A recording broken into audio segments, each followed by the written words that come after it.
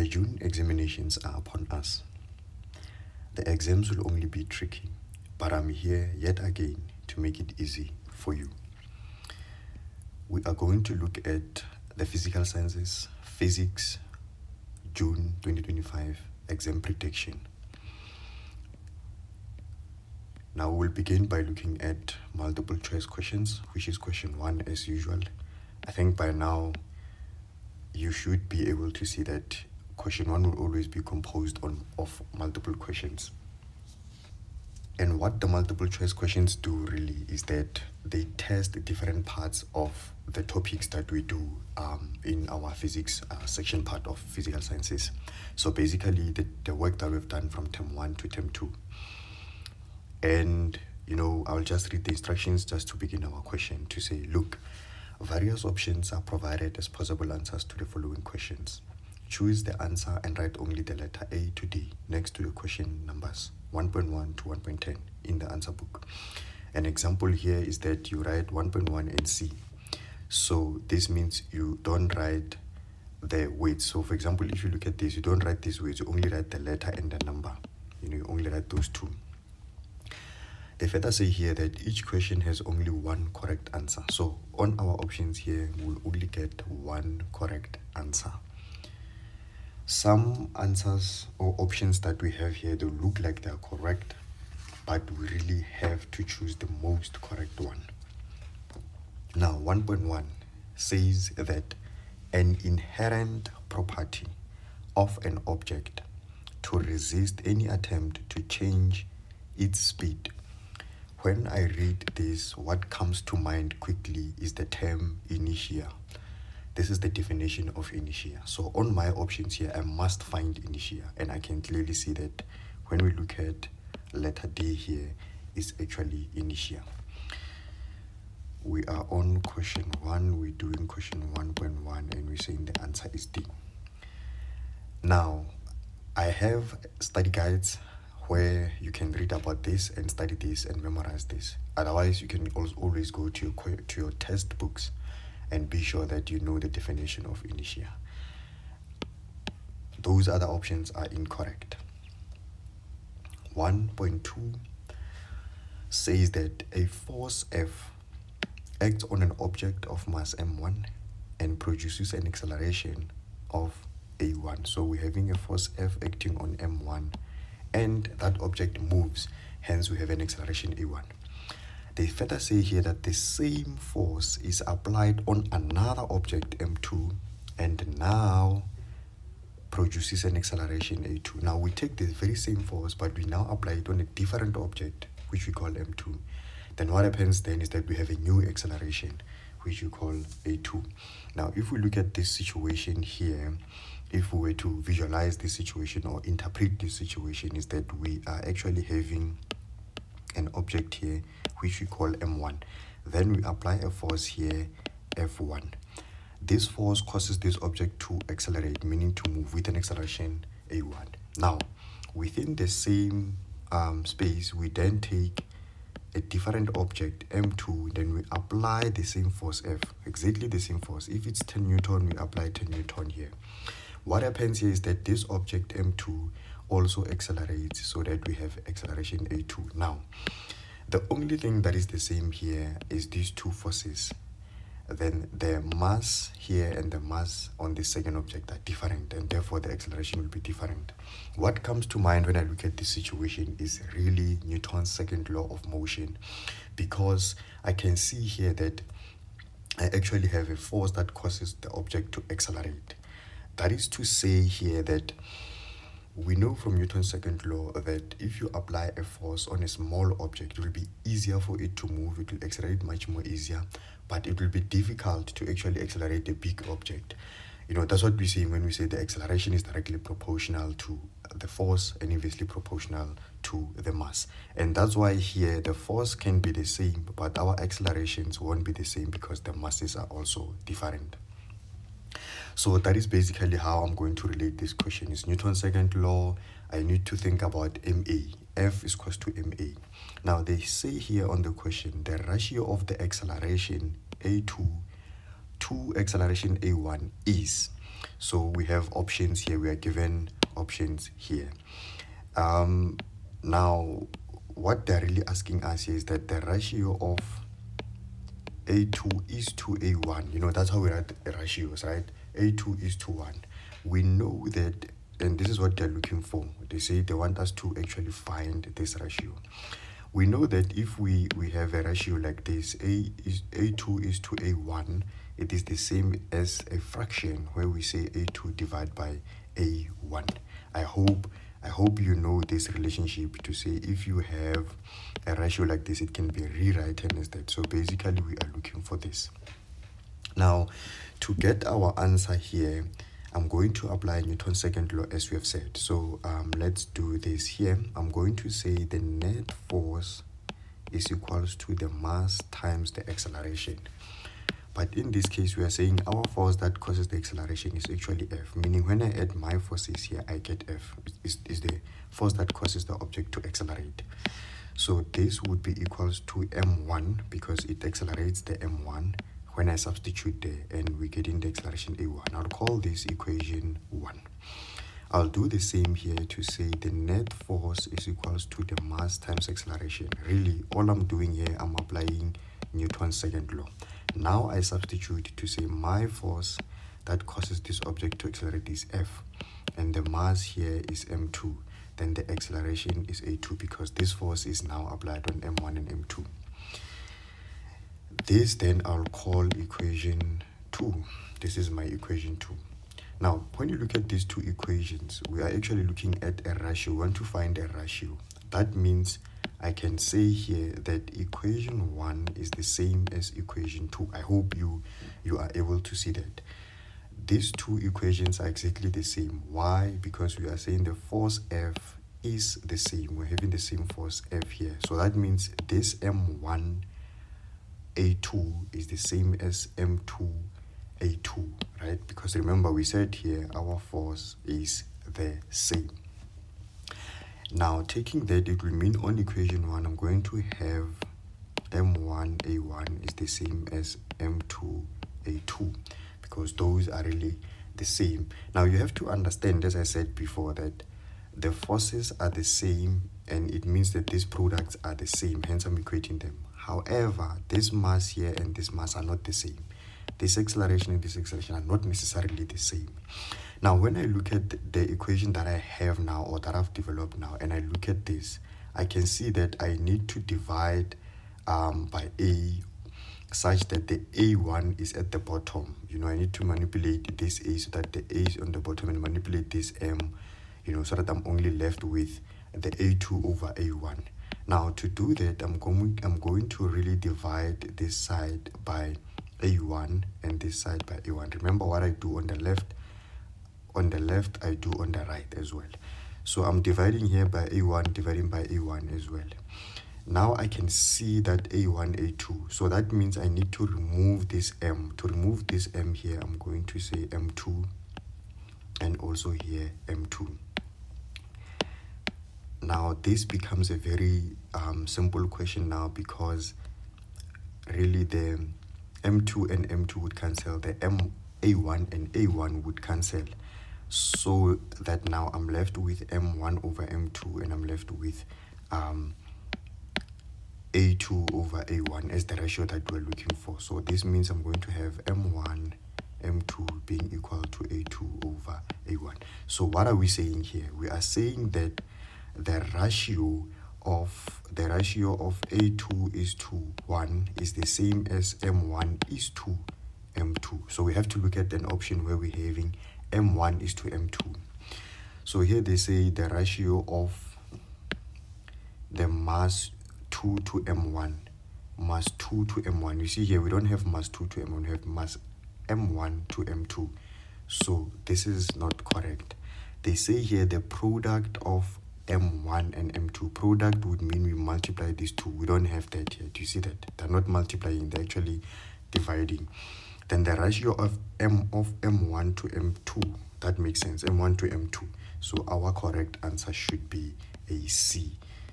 The correct answer here should be a C. 1.2, the correct answer is C. Now, just to look at the last one. The last one says the difference between M1 and M2.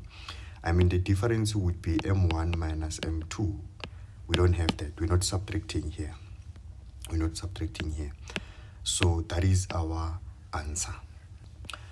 When we jump to the next question, 1.3, it says here that a ball is projected vertically upwards from a balcony. Ignore air resistance. Now we can see here that we have a building and a balcony. Then the ball is projected vertically upwards there and it comes down. They say ignore air resistance. What comes to mind here is vertical projectile motion. Or perhaps even you can think about work energy and power, particularly the law of conservation of mechanical energy. Because if there's no air resistance here, the mechanical energy here will be conserved. Those are the things that I can think about. But let's see what the question wants, and then it will help us to focus on which topic, depending on what they want on the question. They then say here, how long does it take the ball to return to the balcony? How long does it take the ball to return to the balcony? Remember, the ball will go up and it will then come down like that. So how long does it take it to go up and down? Now we have options here. I think this one will require us to look at the options really, because we don't know how they've structured their sentences. The first one says here, triple the time it takes to reach the maximum height. No, this is not true. It doesn't take triple the time. We actually know that the time it takes the ball to go up, we know that the time it takes the ball to go up, so I'll say change in t up is actually the same as the time it takes the ball to go down, because we said that vertical projectile motion is symmetrical. So the time it takes to go up is actually the same as the time it takes to go down. If it takes 2 seconds to go up, it will take 2 seconds to go down. So it cannot be triple the time. And remember, the time it takes to go up would be the time it takes to reach the maximum height. So this is the time it takes to reach the maximum height. They say here double the time it takes to reach the maximum height. This to me makes sense, because if I were to look at the total time would mean the time it takes to go up and come down. You will find that it's going to be equals to change in t up plus change in t down. Remember, I'm adding the time it takes to go down and the time to go up, right? I'm adding the time to go up and the time to go down here. It should give me the total time, because that's the time it will take to go up and come to the balcony. But we are saying these two are the same, right? So that I can write now this as change in P up plus change in T up, I mean to say. Now I'm writing this as that because I'm saying they're the same. So I'm replacing the time it takes to go down with the time it takes to go down. I'm substituting this here because you're saying the two are the same. Now you have to see here that when I do that, I'm going to have 2 times the time it takes to go up. And we said here that the time it takes to go up is actually the time it takes to go to the maximum height, right? It's the time it takes to go to the maximum height. So you can see here that we're having double the time it takes to reach the maximum height, the time it takes to go up. So our option here should be A, B. They say half the time it takes to reach the maximum height. It's not half, I mean it's double. And you cannot say the time is 0 while the object's moving. Immediately the time the object moves, we start looking at our stopwatch and counting time, so it cannot really be 0. Now 1.4, they say to us here that a projectile is fired vertically upwards at a velocity v from point P and reaches the maximum height before it strikes the ground. They further say here, upwards direction is positive. In other words, we take up here to be positive. Any vector that goes upwards is positive. Now, when you look at the diagram here, this is point P, and the ball moves with the initial velocity of v at that point. It then goes upwards to the maximum height before it will go strike the ground. Now, you will note that there's some point Q there that they've marked, and that point is it is at the height of h. And when we look at also where the ball started, at point P, it is at the height of small h there, right? They further say here again that ignore the effects of air friction.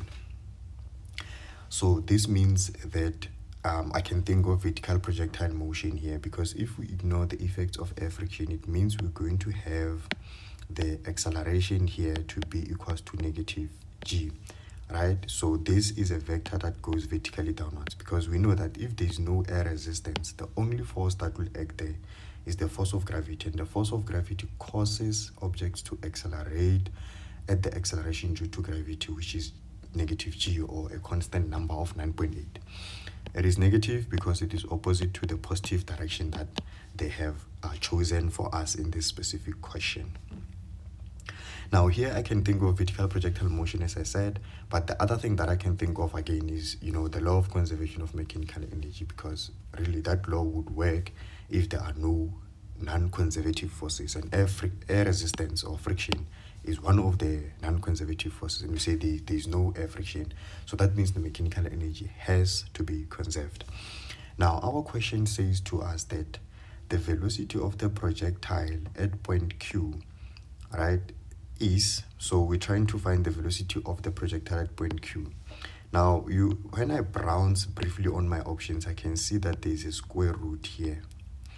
Now this gives me clues to say I can use one of the equations of motion to actually determine that particular velocity. So what we're doing here really is that we are saying that our initial velocity is v, right, and our initial height here, the y initial, basically is the position, really, the initial position, meaning from the ground to here we measure a height of h, right? And when the ball gets it to Q, because we're looking at the velocity when it is here at Q, it will be at a height of y final, a position y final. So the final position here will be y final. And here we're trying to find the velocity here. And we can clearly see that this velocity, I'll call it v final, is the one that we're looking for, is actually going downwards, right? Because the ball would be going downwards when it is at that point. So that's what we want. Now, what we have here, we have the initial velocity, we have the initial and the final position, and we have the acceleration due to gravity, and we are looking for the final velocity. The equation that I can use of motion that comes to mind is that of the final velocity squared is equals to the initial velocity squared times twice the acceleration and change in y. Now, from this part, I will then substitute. Before maybe I substitute, let me break down this change in y, because it's going to be really useful in this specific problem. So if I rewrite everything, I'll have y final minus y initial here, meaning the final position minus the initial position. It is the same as this.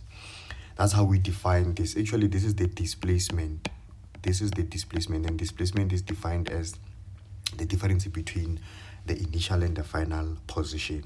Now at this stage, I'll substitute the information that I have. So here I'm going to have v final squared being equals to v squared. Remember, our initial velocity is v, and it's a positive v because it goes up. And I'm going to have plus 2 times negative g. Now I'm going to put a negative g here because we're saying our acceleration is a g and it's going downwards. And our final position here, yf, is a capital letter H. Do you see that? That would be the capital letter H, and our initial position would be this small letter h. Now here we're going to have that small h. Remember, we are looking for a v, and I have a v squared there. That means I can put a square root on both sides, so that I'm going to have plus or minus the square root of everything here. So I'm going to have a v squared. Now if you say 2 times that is going to be a negative 2g, and this one here will just remain as it is.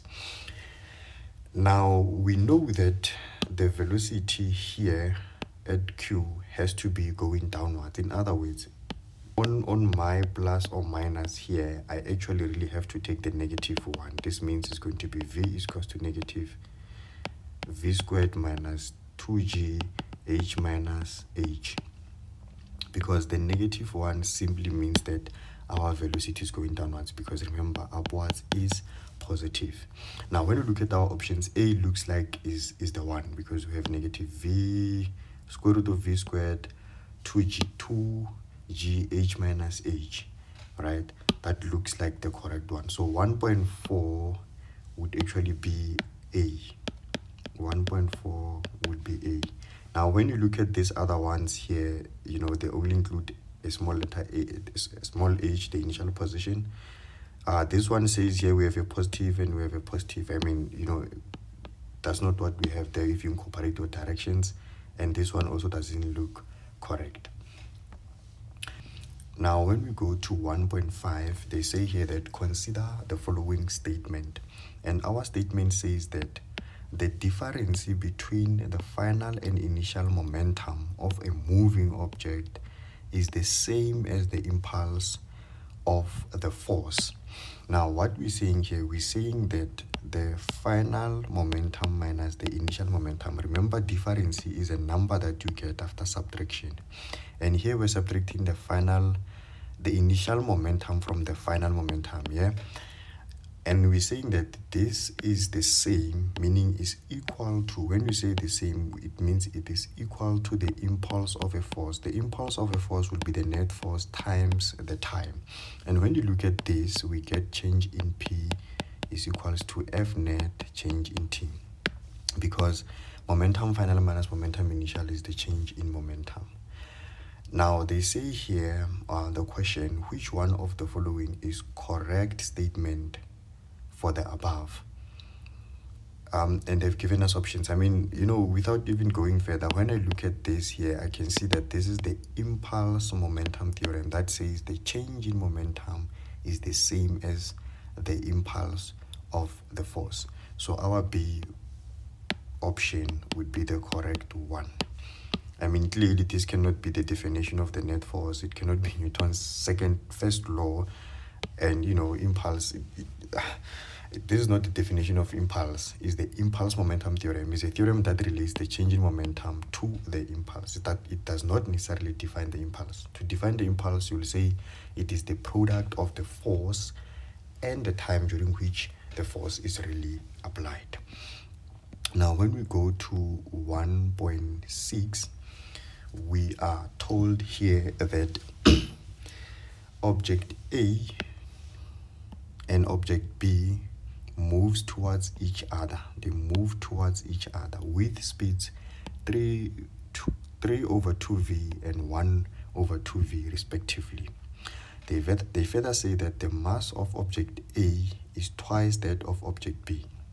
Right? Very important. The mass of object A is twice that of object B. Object A moves towards northwest along a straight plane in the absence of net external forces.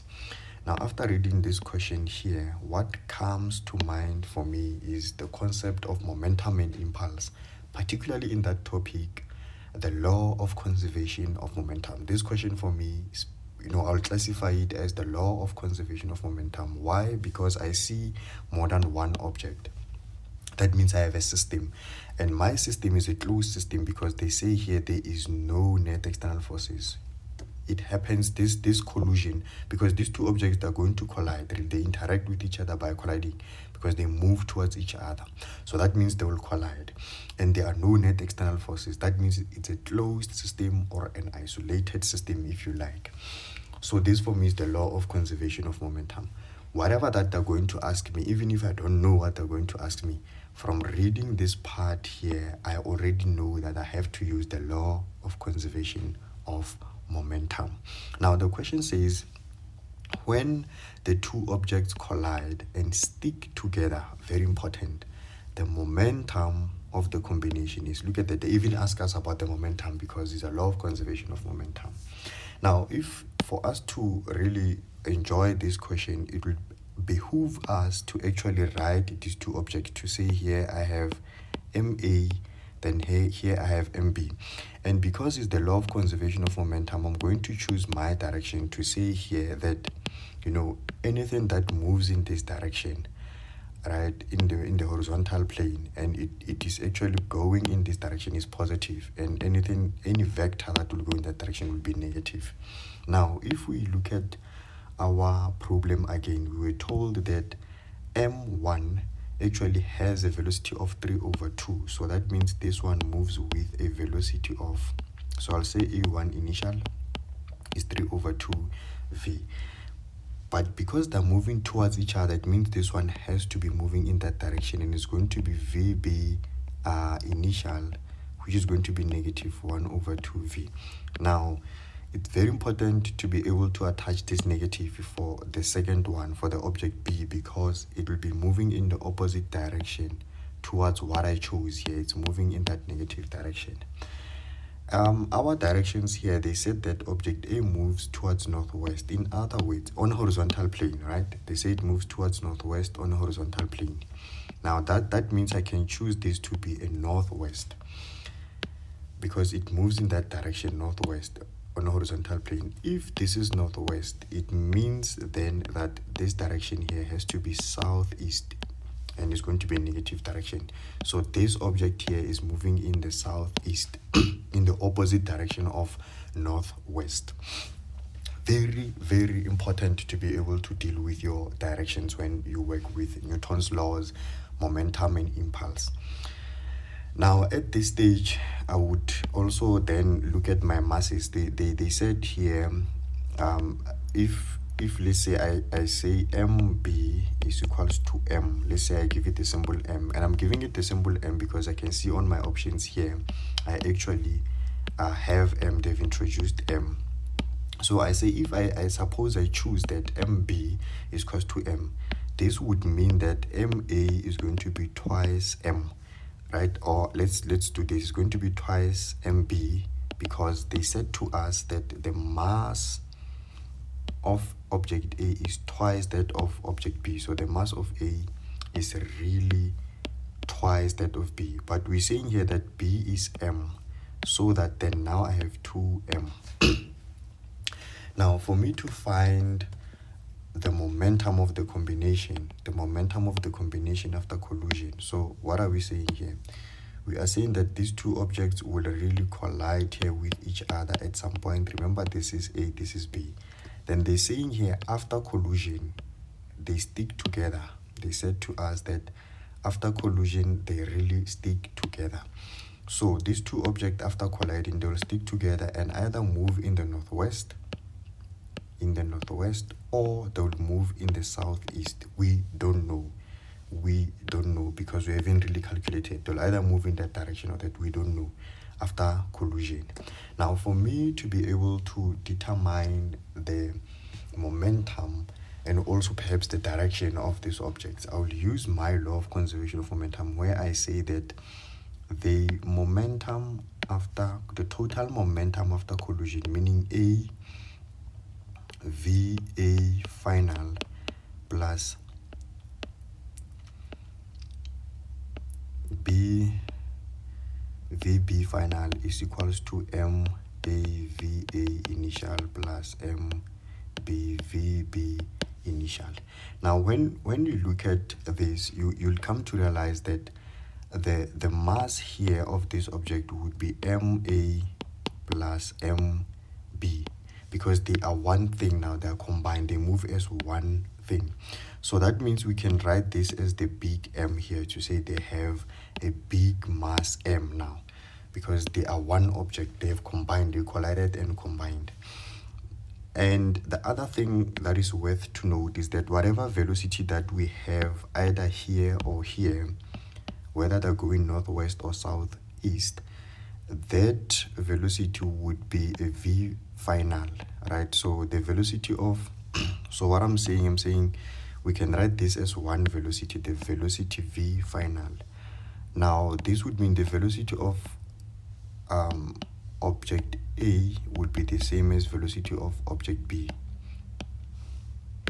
So the velocity of object A final will be equal to the velocity of object B final, and we can call that as just V final, because what I'm saying here is that these objects, they move as one thing, meaning they move at the same velocity. The velocity of A and B is the same because they move with one velocity, either in that direction or in this direction.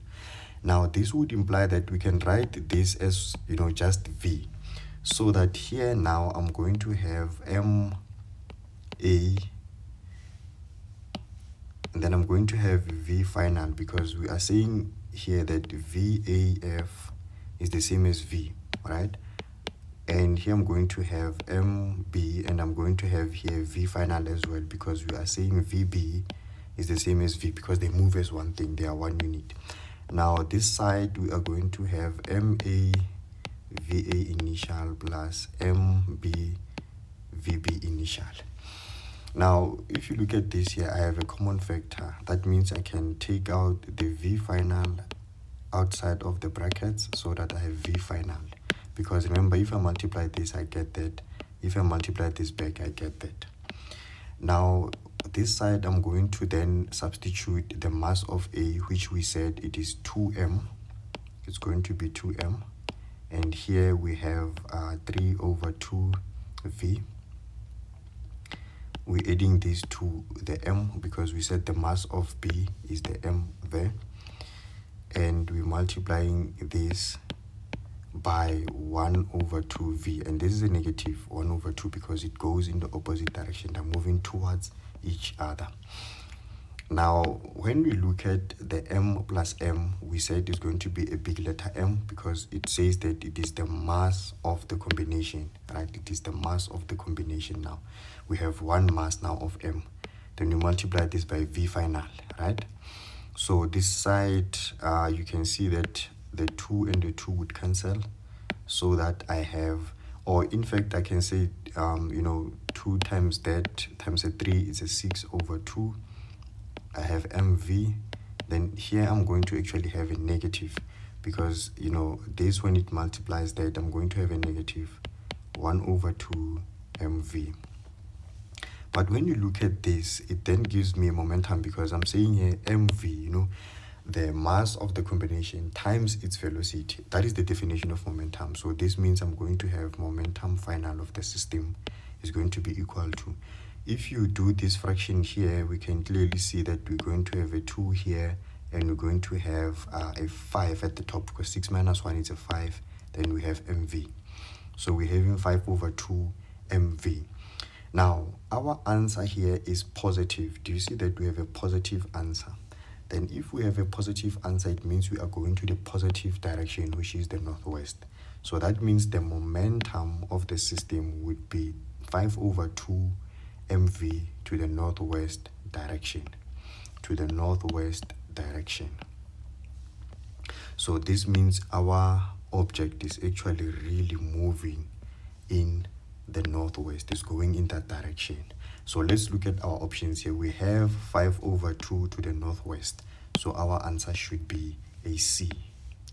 1.6 should be a C. Our answer should be a C there.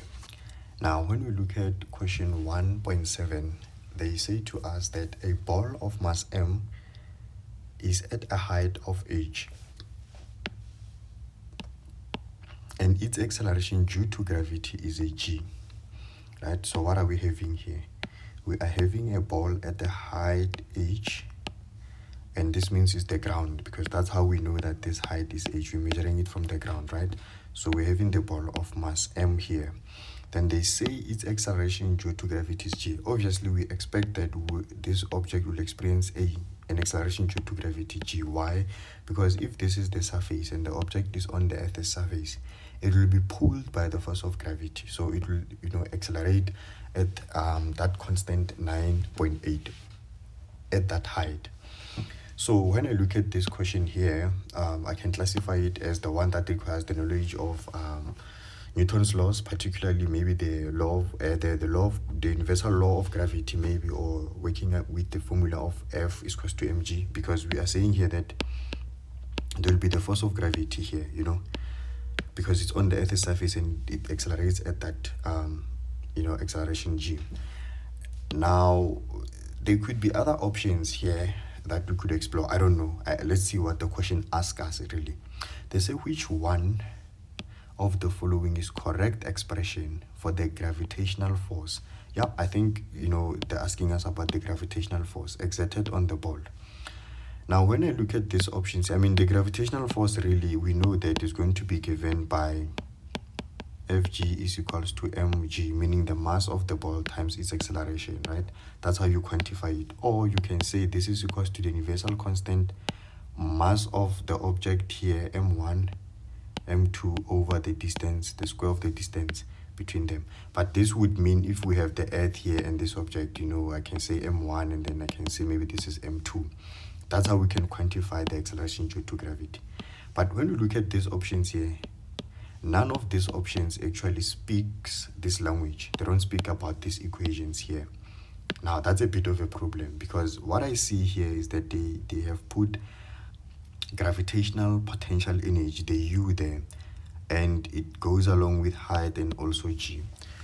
Quite interesting. Well, because they are talking about the gravitational potential energy, I will jot down the equation of the gravitational potential energy, which is given by U is equals to mgh. That's how we define the gravitational potential energy. Right? Is the energy that an object has relative to its position above the Earth's surface. I mean, this is the Earth's surface, this is the height, is the position where it is. So it has stored that energy at that height and is defined by this equation. Now, for me to quantify Fg, I can clearly see this mg here. Do you see that? This mg here. So it means I can rewrite this equation so that this becomes Fg, because really this Fg is equals to mg, yeah? Fg is equals to mg. Then I have the height. You see now, this looks like the language that we have here. Now at the end of the day, for me to get Fg, I'm going to then divide by h on both sides so that I have the h. The u divided by the h here. So what I'm doing is that I'm dividing by h here so that the h cancels. Then I have u over h, which is this one. Our answer should be u over h. And I can see that that is option A there. 1.7 gives us option A there. Now, when we look at 1.8, they say to us that an experiment is conducted in which a small metal ball rolls inside a smooth vacuum tube from point Y to Z as shown in the diagram below. Ignore the rotational effects of the ball. Now, what do we have here? We have a vacuum tube. This is our vacuum tube. And inside that vacuum tube, there is a small metal ball which rolls. It rolls, meaning it moves and goes like that inside that tube until it gets to point Z from point Y. Now, we assume that it is not rotating really when it goes down here. It is not rotating. It's just sliding, you can say. Or if it's rotating, we are ignoring those rotational effects so that we don't talk about rotational energy, because it's not part of our syllabus. It's not in our scope. So that's what we have here. Now, there's a couple of interesting things that we have to talk about here. When they say smooth, it means there is no friction. It means here that there's no friction. When they say a vacuum, it means it is empty space. Vacuum would mean empty space. And empty space really translates to the fact that there's no air. No air. That means there's no air resistance. So that's another way to say ignore the air effects or air resistance or air friction. So there's no friction, there's no air resistance. This for me looks like they are saying to us that the work done by the non-conservative forces is actually 0 joules, because there are no non-conservative forces. So if these two are not present, we are having a smooth vacuum tube. It then means they don't do work. So that is the work done by the non-conservative forces. Now, this would mean to me that the mechanical energy is conserved. So the mechanical energy initial is equals to mechanical energy final. So that means the mechanical energy from this point to that point is the same. And actually, the mechanical energy at every point when this thing moves in this tube will be the same, because there is no work done by the non-conservative forces. So again, what I'm saying here is that this question, when I read it, it speaks to me the language that we're going to use work, energy, and power. And in that part of that topic, we're going to use the law of conservation of mechanical energy. That's what comes to mind. And we know that this law goes hand in hand with the law of conservation of energy itself. And we can see on the diagram that this is the reference point. In other words, on this height here, that's where we measure a height of 0. And anything above this height would be, increasing the height. Now, they further say to us then here that the energy bar graph is drawn from the mass, speed, and height measurements when the ball passes point Y. Now, when the ball gets to this point here, Y, where we start measuring it, they started taking measurements of the mass, speed, and height, so that they then use these quantities to then do an energy bar graph. An energy bar graph is simply a graph that shows you the types of energies that we have and the amounts of those energies. In other words, on the vertical axis here, we can see that we have the amount of energy, and on the horizontal axis here, we have different types of energy. So here we're dealing with kinetic energy, gravitational potential energy, and mechanical energy. So what do we mean here? Now, if you look at this object, when it is at point Y, we actually quantify the kinetic energy. K is equals to half mv squared. So what does this mean? So I'm going to say this is point Y, is the velocity at Y. It means when this object is here at point Y, they took the mass, they measured how big is that object and measured its speed. And from there, they used those two quantities, the mass and the speed, to then quantify the kinetic energy. And they measured that kinetic energy to be this amount here, right? It's something like we have these two lines here. So they measured this amount here, whatever that amount is there. Now, if you look at, again, the gravitational potential energy is given by U is equals to mgh. So what does that mean? That means they took the mass, they measured the height, and we know the acceleration due to gravity, g, is 9.8. Then they quantified this energy here, and then we got this amount there. You can see here we have 1, 2, 3, 4, right? So here we have two lines here. We're measuring two lines. Here we're measuring 4 lines. It means this one here is twice this one here, because we increased, it's like we have, if you want this energy, you can increase this by 2. So this bar here is twice this one. Then that's how they quantified that energy. And if you look at mechanical energy, we all know that mechanical energy is defined as the sum of kinetic energy and gravitational potential energy. In other words, we are simply taking this and adding it to that. We're adding these two. Then that's how they then quantified this bar here. They wrote that bar and it gave us that energy. Now remember, I said here we have 1, 2, and here I said we have 1, 2, 3, 4. Right, we have those 2, 4 readings, if you like to put it that way. It means the mechanical energy, if I add these two bars, I need to get a bar that will have 6 bars. Like it will have these 6 bars, 1, 2, 3, 4, 5, 6. It has to be 6 bars. So it means this one has to give me a total of 6 bars. 1, 2, 3, 4, 5, 6 there, because I'm simply adding the 2. So that's how we got to this graph. Just me interpreting this graph and helping you to make, so that it makes sense to you. Now what this means is that this object, when it's here, it has this kinetic energy and it has this gravitational potential energy, and of course it has that mechanical energy when you add the two.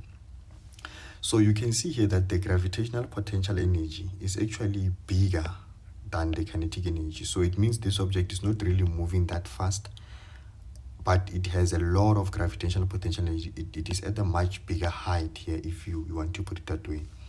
Now you have to observe that when the ball gets to this point, the height will reduce. That means the gravitational potential energy is getting smaller, but the velocity here will increase.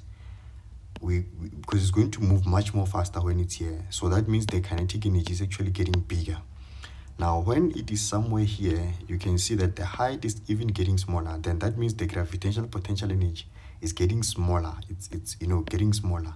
But when the ball is here, we're having the velocity to increase. That means the kinetic energy is increasing any further, because remember, kinetic energy depends on the velocity. Now, by the time the ball is somewhere here, we almost have a small height here. That means we have, a small gravitational potential energy, but the speed here would be big. Then that means, the kinetic energy is increasing even further. By the time the ball gets here, it will be moving at the maximum velocity. We can call it that way. It will be moving at the maximum velocity, and we're going to have the biggest kinetic energy, or you can say the maximum kinetic energy. Now, when you look at the gravitational potential energy, U here is going to be a 0. We're going to have a 0 joule. Why? Because we don't have height anymore here. When the ball is here, the height is 0. It is at the reference point. Remember, the reference point is where the height is 0. So this means that all this gravitational potential energy all this gravitational potential will be converted to kinetic energy. It will be transformed so that it is now kinetic energy. And we don't have gravitational potential energy anymore. We only have kinetic energy. So that's what is happening here from point Y to Z. Now let's look at our options here. They say which one of the following energy bar graphs represents the correct energy transmission of the ball at point Z. I mean, our graph already, we know how it should look like, right? Just for me to quickly apply what we said here. If you look at this, we are going to have kinetic energy, gravitational potential energy, and mechanical energy here. Our gravitational potential will be the maximum, and we're going to have 0 gravitational potential energy. Our kinetic energy here is going to be the maximum, but we're going to have 0 gravitational potential energy, as we said there. And when we add these two, if we add this and 0, I'm going to get the same bar here, exactly the same bar. So the mechanical energy will be the same as the kinetic energy because we don't have gravitational potential energy. When you add these two, you're going to get that. So we need to get this graph here, I always advise that when you do multiple choice questions, don't look at the options. Try to figure the answer on your own. So my answer should look like this. So if you look at this is like completely out. I mean, at point Y, at point Z, I mean, when we are here, we don't have gravitational potential energy because there's no height. The height is 0 there. So this whole thing here will be 0. So this cannot be right. Now this looks like it's right, but the problem now is that, remember, we need to have 6 bars. 1, 2, 3, 4, 5, 6. We need to have 6 bars because if this transforms to this, if it goes to this, right, it will give us something like that. All of this energy will come then here we'll have a 0. So it seems like here we have lost some of the energy, and here we also lost some of the energy because this used to be there. Now this is not correct because we know that the law of conservation of energy says that energy cannot be destroyed. It can only be converted or transmitted from one form to another. So the question here would be, where is the other energy? Where did it go? Now when we look at C, we can see here I have 1, 2, 3, 4, 5, 6 because all of that energy actually was transformed to kinetic energy. And when I add this bar and this bar, I get that bar because mechanical energy, remember, I'm adding the 2 so that these 2 bars are exactly the same. You can see they're exactly the same here. So C seems to be correct for me. And I mean, this one already, I can tell you that already you can see it's not correct because we can't have gravitational potential energy at point Z. So our answer here would be a C.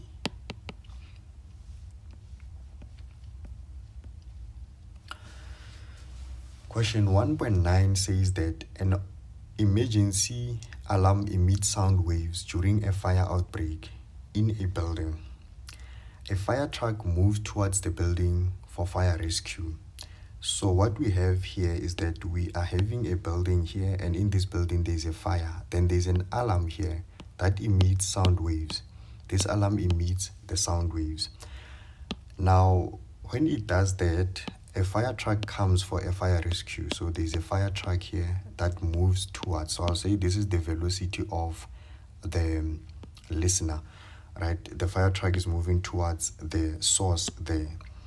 Now they say the oscilloscope inside the building detects air pressure differences as shown in the diagram in the graphical representation below. Now remember that an oscilloscope will be a device that measures the variations in air pressure. It looks at how the air pressure changes and it then turns those into a graph. It gives us as a graph as we are given here. Now the oscilloscope here, inside here, it will detect frequencies that are called the frequency of the source because it is inside the building. It is inside the building, so it will detect the exact frequency that the source is taking out, the alarm is taking out. And we can see here that this frequency here will actually be given by, the period T2 here, because if you look at this graph, the pressure here, we have the smallest pressure, the highest pressure here, because this is negative, this is positive. So here we have high pressure, then we have low pressure, high pressure, low pressure, just like that. And this actually gives us that longitudinal wave that we always talk about when we look at sound sound waves. You know that waves where we have this longitudinal wave. And in this longitudinal wave, we clearly can see that this part here is this part high pressure, this part here is this part here low pressure. And it goes on like that, high pressure, low pressure, high pressure, low pressure. So the air particles are actually behaving like this. They have high pressure, low pressure, and we can measure that, convert it to that.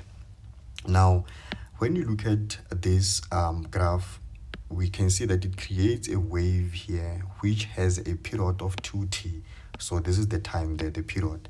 So that means I can quantify the frequency to be given by 1 over 2t. Remember, frequency is 1 over t. So in this case, it's going to be 2t. The oscilloscope has detected that frequency of 1 over 2t. And we know that when the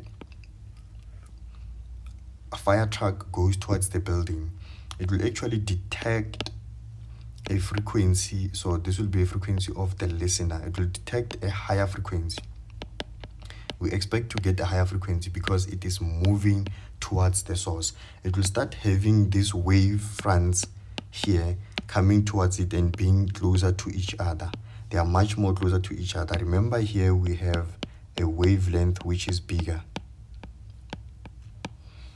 And here we're going to have wavelength which is smaller, or you can say lower. That's why here we expect a higher frequency because we have lower wavelength. But in this case, it means we have to expect a lower frequency here. We have to get a lower frequency this side. And then they say to us here, if there is an oscilloscope in the truck, which one of the following graphs will the oscilloscope reproduce? Now, if we put an oscilloscope here, what type of graph would we get from the oscilloscope? Well, it should give us a graph where there is a high frequency. In order for us to then choose a graph with a high frequency, we then have to remember the definition of frequency. And we know that the frequency is really defined as f is equals to 1 over t, which is the period. And what this equation actually is telling us is that it implies that the frequency is inversely proportional to the period. That means that when we have a high frequency, we must have a low period, and vice versa. When we have a low frequency, we must then have a high period. Now, on our graphs, when we look at our graphs, the first graph here, we can clearly see that our period here is really 4 times the period that we, well, actually it's 2 times because this is 40, and you know, this is like if you multiply by 2 here, you get 4. That is twice t. Now, it has increased. Now, if you increase the period, the frequency should be low. Then we're not looking for a low frequency, we're looking for a high frequency. That means this graph here is out. It cannot be used. However, when we look at option B here, we can see that we have a t here, but here we have a 2t. So this means that, this period that we have here is half of that. You know, if we say 1 over 2 times the 2t, this t and t would cancel and we get a t here, you know, and this is the t that we have here. So it means this period has been reduced by a half. And now that means if you drop the period, you make it small, the frequency would be high, and that is the option that we're looking for, a high frequency. So this looks like a graph that would be suitable to this specific question. And you know, when you check your pressure, we still have A here and A there, our air pressure. So I'm convinced that this will be the correct one. But we really have to compare and look at other options really.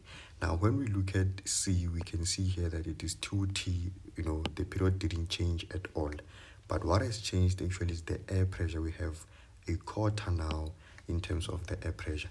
Now, definitely this would be a wrong graph, because now what that means is that if the air pressure has changed, it means our environment, we have changed our environment. It means we have changed our particles, the type of particles that we have. So the pressure here that we have between our high pressure and low pressure is now different.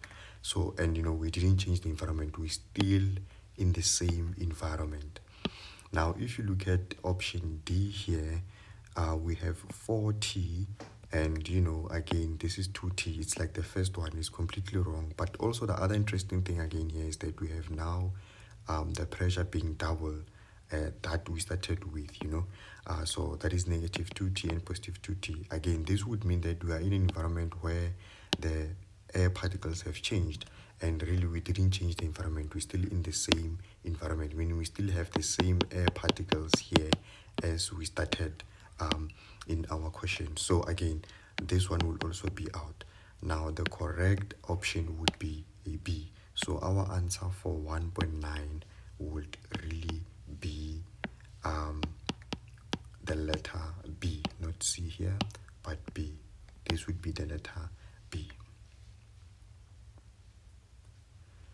Going on to the last question, which is 1.10, we are told here that a meteorite moves towards planet O.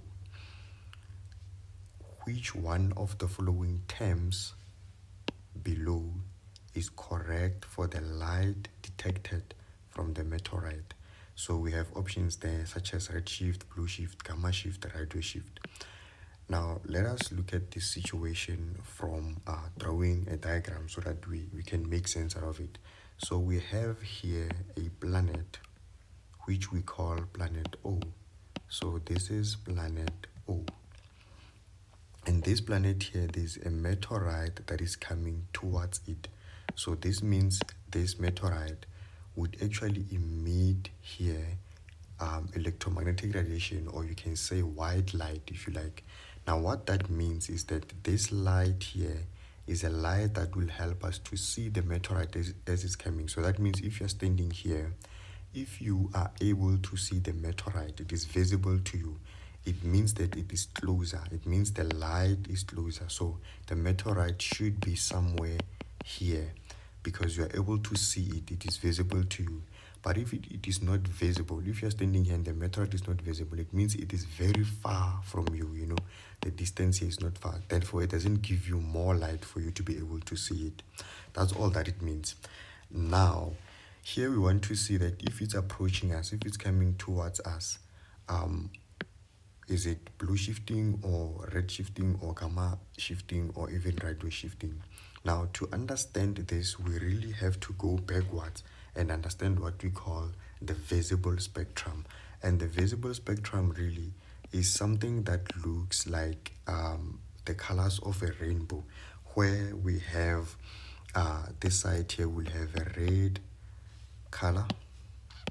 So there'll be a red color here, followed by an orange color, followed by a yellow color, and there'll be a green to that, and we'll have a blue, followed by indigo, and the last color on our spectrum will be a violet color. So these are the colors of the rainbows. They sit on, let's say, a line like this, a spectrum like that, with those different colors. Now, on this visible spectrum, the left side of the spectrum, this side of the spectrum, is really called the blue side of the spectrum. We call this the blue side of the spectrum. And this side of the spectrum here, we call that the red side of the spectrum. So the right side is the red side of the spectrum. Now, on the blue side of the spectrum, we actually have a shorter wavelength, and because the wavelength is shorter, it means we have a higher frequency, right? The frequency would be higher. Remember, the two are inversely proportional. And when you come to the red side of the spectrum, we actually have a longer wavelength, and because the wavelength is longer, it means then the frequency would really be lower. That's how the spectrum works. If you're on the red side of the spectrum, we are having a longer wavelength and a lower frequency, and this side is a shorter wavelength and a higher frequency. What does this mean? It means that if I were to be somewhere here in the middle and I'm moving towards that direction, I'm actually increasing my wavelength but lowering my frequency.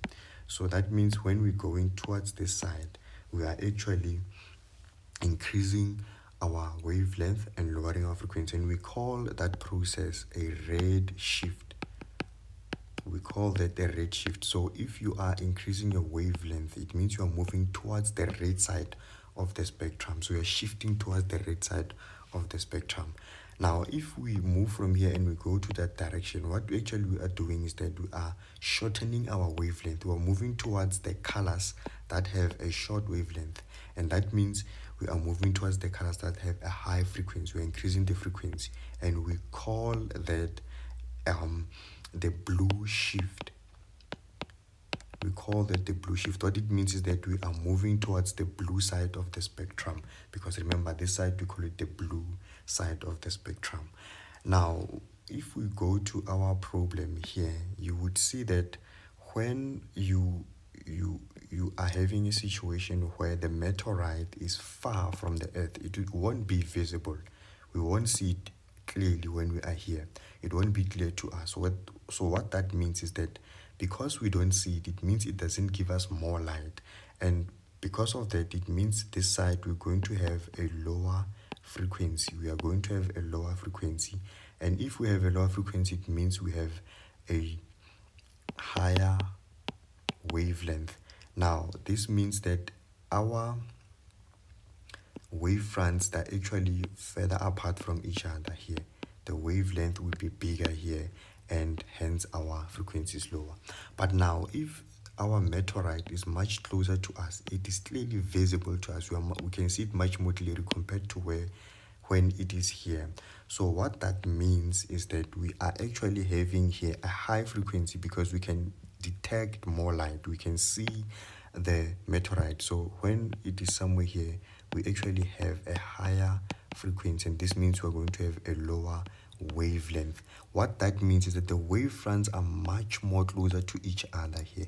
They are much more closer to each other, so that then now when we look at the wavelength here is smaller.